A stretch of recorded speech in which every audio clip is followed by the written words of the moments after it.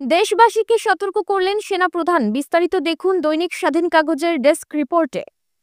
দেশবাসীকে সতর্ক করে সেনাবাহিনী প্রধান জেনারেল ওয়াকারুজ্জামান জানিয়েছেন, আপনারা যদি নিজেদের মধ্যে ভেদাভেদ ভুলে একসঙ্গে কাজ করতে না পারেন, নিজেরা যদি কাদা ছোড়াছুড়ি করেন, মারামারি কাটাকাটি করতে থাকেন, তাহলে এই দেশ এবং জাতির স্বাধীনতার সার্বভৌমত্ব বিপন্ন হবে।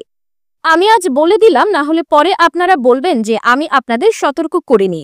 মঙ্গলবার রাজধানীর রাওয়া ক্লাবে প্রথমবারের মতো আয়োজিত জাতীয় শহীদ সেনা দিবসের অনুষ্ঠানে প্রধান অতিথির বক্তব্যে তিনি এই কথা বলেছেন।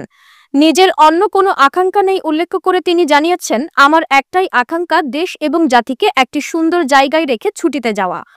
গত 7-8 মাস ধরে আমার যথেষ্ট হয়েছে। আমি চাই দেশ এবং জাতিকে একটা সুন্দর জায়গায় রেখে আমরা সেনানিবাসে ফিরে আসব।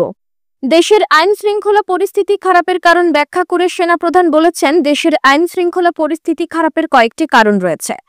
প্রথম কারণ হচ্ছে আমরা নিজেদের মধ্যে হানাহানিতে ব্যস্ত, একজন আরেকজনের বিরুদ্ধে বিষোদগারে ব্যস্ত। এটা একটি বড় সুযোগ অপরাধীদের জন্য। যেহেতু আমরা একটি অরাজক পরিস্থিতির মধ্যে বিরাজ করছি, তারা খুব ভালোভাবেই জানে যদি এইসব অপরাধ করা যায় তাহলে এখান থেকে পরিত্রাণ পাওয়া সম্ভব। সংগঠিত এবং একত্রিত তাহলে অবশ্যই সম্মিলিতভাবে এটি মোকাবেলা করা সম্ভব বলেও উল্লেখ করেছেন সেনাপ্রধান।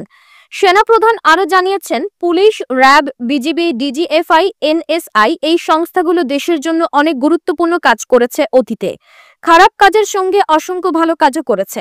আজ দেশের যেই স্থিতিশীলতা, দেশটিকে যে এত বছর ধরে স্থিতিশীল রাখা হয়েছে, এর পেছনে এই সশস্ত্র বাহিনীর অনেক সদস্য, সিভিলিয়ান সবাই মিলে এই সংস্থাগুলোকে কার্যকর রেখেছে। সেই জন্য আমরা এতদিন ধরে একটি সুন্দর পরিবেশ পেয়েছি। এর মধ্যে যারা কাজ করেছে, কেউ যদি অপরাধ করে থাকে তাহলে তার শাস্তি হবে, অবশ্যই তার শাস্তি হতে হবে। তা না হলে এটি আবার ঘটবে। আমরা এটি বন্ধ করতে চাই চিরতরে। কিন্তু তার আগে মনে রাখতে হবে আমরা এমনভাবে কাজ করব যেন এই সংস্থাগুলো আন্ডারমাইন্ড না হয়।